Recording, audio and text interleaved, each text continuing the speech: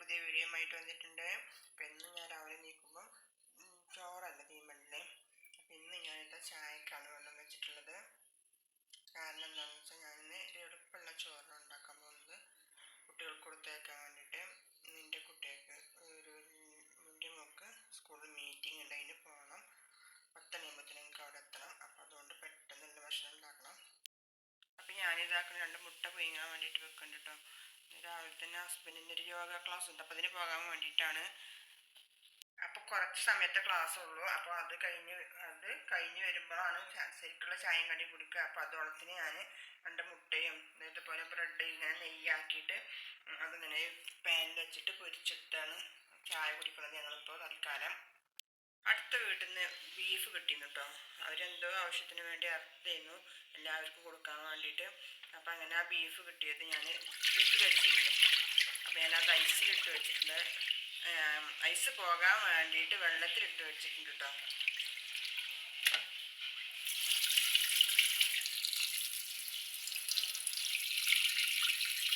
അപ്പോൾ ഞങ്ങൾ രാവിലെ ചായൻ്റെ കടി റെഡിയാകുമ്പോൾ തന്നെ സിമ്പിൾ ഒരു ചായയും കടിയും കുടിക്കുകയാണ്. അപ്പോഴേക്ക് ഞങ്ങൾ ചായ കുടിക്കാൻ തുടങ്ങിയപ്പോൾ ഞാൻ ഹസ്ബൻഡ് ചായ കുടിക്കാൻ തുടങ്ങിയപ്പോൾ മോള് നീച്ച് വന്നു. അപ്പോൾ മോൾക്ക് ഇതാ പാൽ ചായ ഉണ്ടാക്കി വെച്ചിട്ടുണ്ട്. അപ്പോൾ സിമ്പിളായിട്ട് ചായ കുടിക്കാം.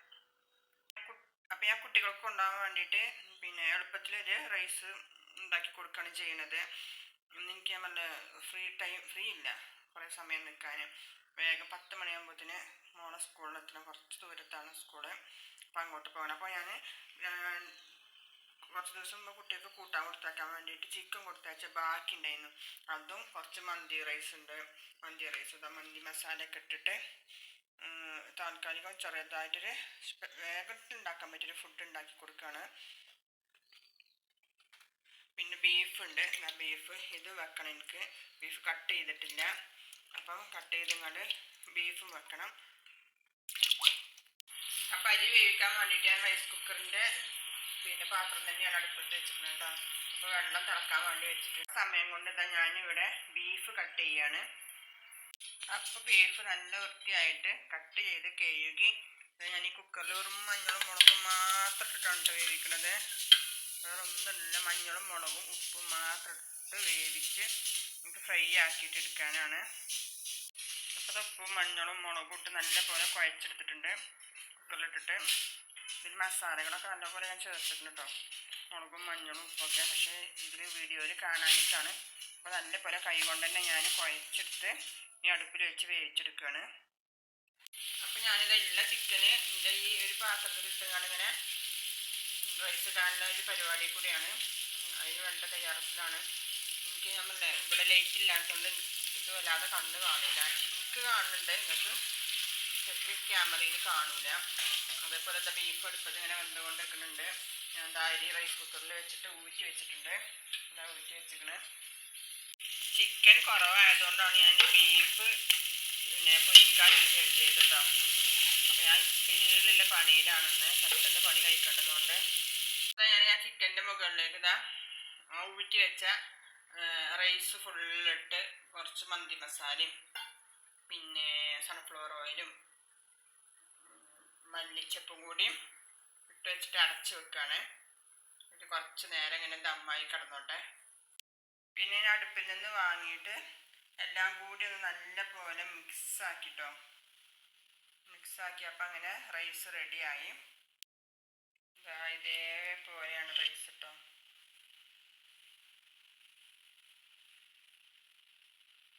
സിമ്പിളായിട്ട് ഉണ്ടാക്കിയതാണ് കേട്ടോ. അപ്പം മോൾക്ക് കൊണ്ടുപോകാനുള്ള ഇന്നത്തെ ലഞ്ച് റെഡി ആയിട്ടുണ്ട് കേട്ടോ. അപ്പോൾ ഇതാണ് ഇന്നത്തെ ലഞ്ച്. റൈസും ബീഫ് പൊരിച്ചതുമാണ്.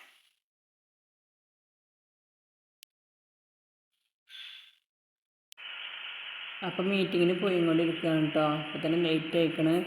10 മണിക്ക് എത്താൻ പറഞ്ഞതാണ്. ഞങ്ങൾ ഇറങ്ങിയപ്പോൾ തന്നെ 10 മണി ആയിക്കണ്. ഏകദേശം ഒരു 15-20 മിനിറ്റിൻ്റെ അടുത്തേക്കുണ്ട് അവിടേക്ക് പോകാൻ. അപ്പോൾ ഇങ്ങനെ പോയിക്കൊണ്ടിരിക്കുന്ന വഴിയാണ് ഞാൻ ഈ വീഡിയോ എടുക്കുന്നത്.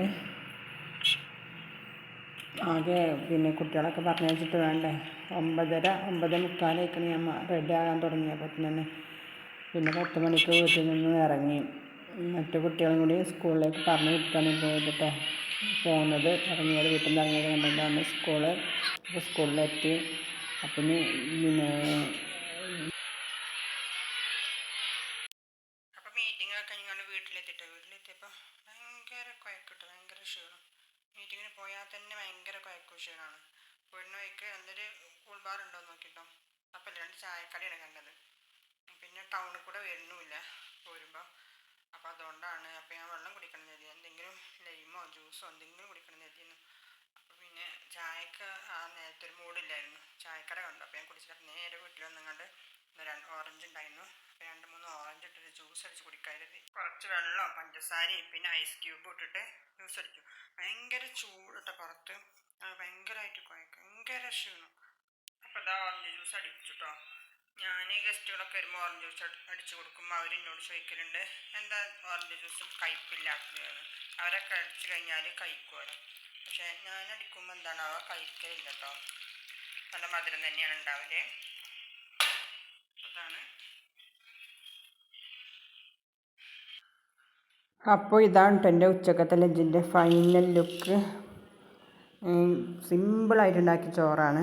ധൃതി പിടിച്ച് സിമ്പിളായിട്ടുണ്ടാക്കിയ ചോറും ബീഫ് ഫ്രൈയും പപ്പട പൊരിയും വളരെ കുറച്ച് സമയം കൊണ്ട് ഉണ്ടാക്കിയതാണ് കേട്ടോ.